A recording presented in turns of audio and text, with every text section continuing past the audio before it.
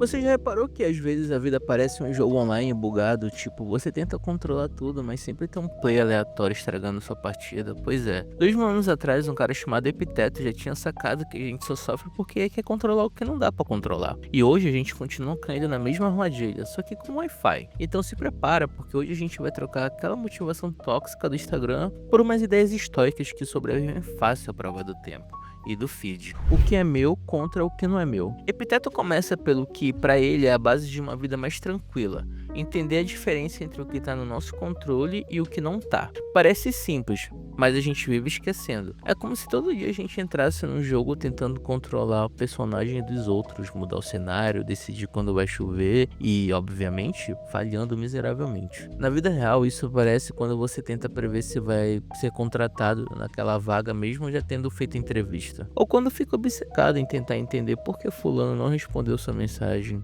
como se tivesse um painel secreto para controlar o tempo e o humor da pessoa. Epiteto diria que seu campo de ação é muito maior do que você imagina, mas também é muito mais poderoso. O que depende de você, suas escolhas, suas atitudes, a forma como você reage às coisas, o resto é pano de fundo. E o detalhe é que quando você foca só no que pode controlar, as coisas ficam mais leves. Não porque o mundo melhora magicamente, mas porque você para de gastar energia em briga perdida. Pensa no tanto de estresse que vem de coisas que no fundo não estavam no seu alcance. O algoritmo que muda e derruba seu engajamento, o amigo que desmarca em cima da hora, a fila que anda devagar, nada disso depende de você. E mesmo assim você entra no modo mental de isso não podia estar acontecendo comigo. A frustração não vem do fato em si, mas da expectativa de que o mundo devia funcionar do seu jeito. É claro que, na prática, não é fácil desligar. Não é como se a gente ouvisse não depende de você e pronto, o problema sumisse. É treino, é começar a se perguntar, isso está na minha zona de controle ou não? Antes de surtar, se tá, ótimo, age. Se não tá, respira e volta pro que é seu. É quase um filtro mental que separa o que vale sua energia e o que só vai te sugar. E tem mais, quando você se mantém no que é seu, você se fortalece. Porque deixa de ser refém do humor do dia, da resposta dos outros, das circunstâncias. Você deixa de viver como um barco à deriva e começa a ser o capitão. Mesmo que o mar esteja revolto, você controla o leme. O sofrimento vem da interpretação, não do fato. Essa é uma das ideias mais poderosas de Epiteto. Não é o que acontece que nos machuca, mas é o jeito que a gente interpreta o que acontece. Em outras palavras, o problema raramente é o fato em si, é a novela mental que a gente cria em cima dele. Pensa numa situação simples. Você está atrasado para o trabalho porque o ônibus quebrou. O fato cru e objetivo é esse. O ônibus quebrou e você vai se atrasar. Agora, o que a sua mente faz? Ela pega esse fato e transforma em uma história completa. Meu chefe vai me odiar, vou perder o emprego, não vou conseguir pagar as contas, minha vida acabou. Você sai de um atraso de meia hora para uma catástrofe global dentro da sua cabeça. Epiteto diria que esse é o ponto onde a gente perde o controle da própria paz, porque o fato você não muda, ele já aconteceu. O que você pode mudar é a lente com que olha para ele. Isso não significa virar aquela pessoa zen que sorri no meio do caos e finge que tá tudo bem quando não tá. Significa escolher uma interpretação que te ajude a lidar melhor com a situação em vez de te afundar mais. No dia a dia, isso se aplica em coisas pequenas e grandes.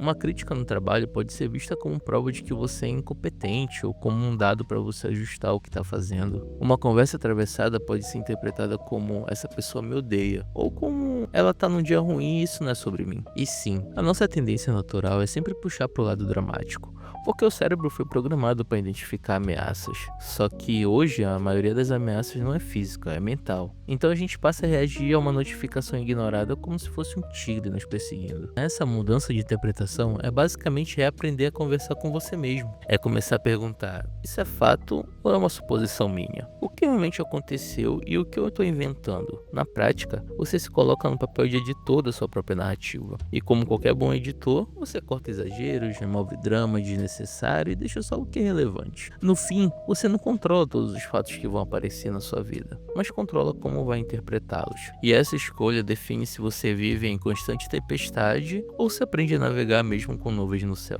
Liberdade é interna, não externa. Epiteto vivia numa época em que liberdade física era um privilégio raro, e ele mesmo passou parte da vida como escravo. Mesmo assim, ele dizia que a verdadeira liberdade não tinha nada a ver com correntes ou portas abertas, e sim com a sua mente. Para ele, ele, ser livre era não ser dominado pelos próprios desejos, medos e impulsos. Trazendo isso para o nosso dia a dia, dá para perceber que a gente vive num mundo onde, teoricamente, temos liberdade para fazer de tudo. Escolher o que comer, o que vestir, onde morar, com quem falar, que série maratonar. Mas, na prática, muita gente é refém das coisas invisíveis, da notificação no celular, da necessidade de aprovação, do medo de não estar no padrão que todo mundo parece seguir. Liberdade interna é você conseguir agir porque quer, e não porque precisa provar algo para alguém ou fugir de uma sensação ruim. É ter autonomia de decidir o que fazer sem ser puxado por todos os lados por hábitos automáticos, vícios emocionais ou pressões sociais. Imagina duas pessoas. Uma viaja pelo mundo, posta fotos incríveis e parece viver livre, mas por dentro ela tá obcecada com quantos likes vai receber e só escolhe os lugares pensando no que fica melhor no Instagram. A outra trabalha todos os dias no mesmo bairro,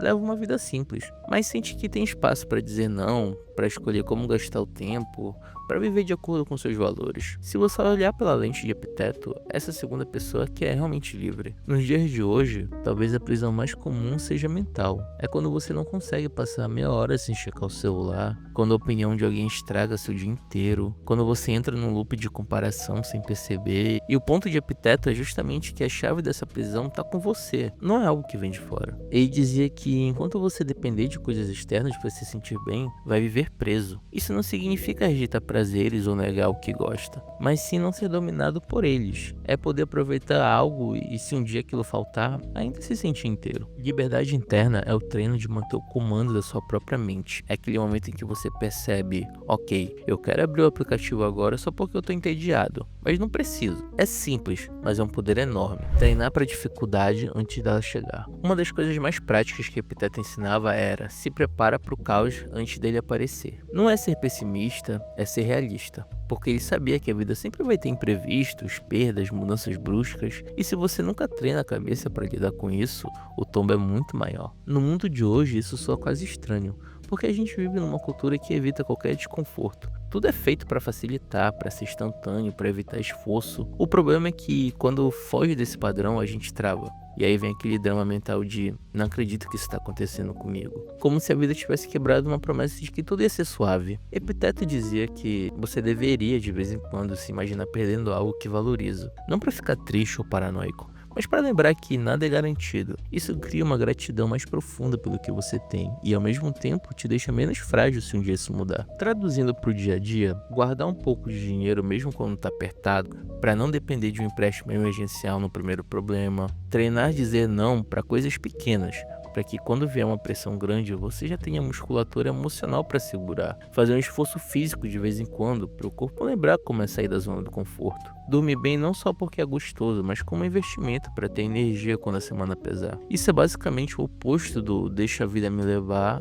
é mais comum. Eu sei que a vida vai me empurrar, então vou aprender a me equilibrar antes dela fazer isso. Quando você já praticou mentalmente passar por uma dificuldade, o impacto é menor. Você ainda sente, ainda sofre, mas não é derrubado de primeira. O mais curioso é que esse treino te deixa mais calmo, não mais ansioso, porque no fundo você não tá fugindo da possibilidade de algo dar errado. Você já sabe que pode lidar com isso. E essa confiança muda o jeito que você vive o presente. Você não fica na paranoia de e se, mas também não se ilude com nunca vai acontecer comigo. No fim, Epiteto só estava dizendo que é melhor se molhar na chuva de propósito de vez em quando, para que quando vier a tempestade de verdade, você já saiba onde está o guarda-chuva. Você é o autor da sua vida. Epiteto tinha uma visão muito clara. Não importa o que aconteça ao seu redor, você ainda é responsável por como escolhe agir. E, para ele, essa era a parte mais importante da vida, porque você não tem controle total sobre o roteiro. Muitas cenas vão acontecer sem sua permissão, mas você sempre interpreta o papel principal. No dia a dia, isso significa que, mesmo quando as coisas parecem completamente fora do seu alcance, ainda existe uma escolha sua ali. Pode ser a escolha de não responder na mesma agressividade, de não se afundar em reclamação, de buscar uma alternativa em vez de só aceitar a derrota. Essa escolha é pequena no momento, mas ela constrói quem você é no longo prazo. O que muita gente não percebe é que abrir mão dessa escolha também é uma decisão, só que automática, inconsciente. É quando você deixa o humor, a paciência e a disposição serem determinados por fatores externos.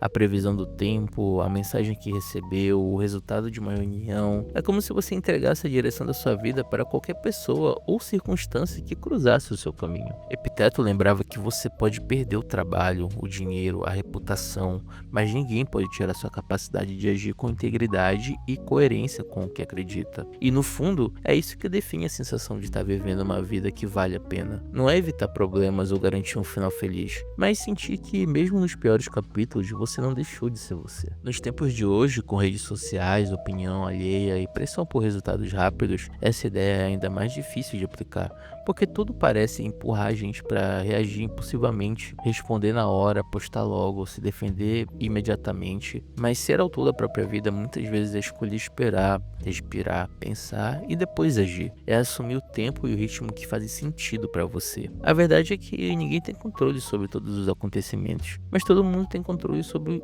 a postura que vai assumir diante deles. E se você entende isso, comece a escrever uma história que, mesmo cheia de imprevistos, é genuinamente sua. Epiteto viveu há quase 2000 anos, mas se você prestar atenção, parece que ele está descrevendo exatamente os dilemas que a gente vive hoje. Ele não tinha que lidar com mensagens não respondidas, boletos digitais ou ansiedade por causa do algoritmo, mas entendia como ninguém as armadilhas da mente humana. Ele sabia que a gente se estressa tentando controlar o que não é nosso, que sofre mais pela história que cria na cabeça do que pelo fato em si, que confunde liberdade com ter mais coisas e não percebe que verdadeiro está dentro. Sabia que se a gente não se prepara para os dias ruins, eles derrubam a gente com força, e que no final a única coisa que realmente define a nossa vida é a forma como escolhemos agir, mesmo quando o cenário não é favorável. Essas 5 ideias não são truques para deixar a vida perfeita, são na verdade uma forma de viver com mais estabilidade no meio do caos, não para evitar o mar revolto, mas para saber navegar nele sem se afogar. E quanto mais você pratica, mais percebe que elas não são distantes ou teóricas, são aplicáveis no dia a dia enquanto você trabalha, estuda, cuida da casa ou simplesmente tenta sobreviver a mais uma semana. Se alguma dessas ideias bateu forte aí, se fez você pensar, eu precisava ouvir isso agora, já se inscreve aqui no canal e deixa o seu like, porque é isso que mantém essa conversa acontecendo e chegando em mais gente. E comenta aqui embaixo,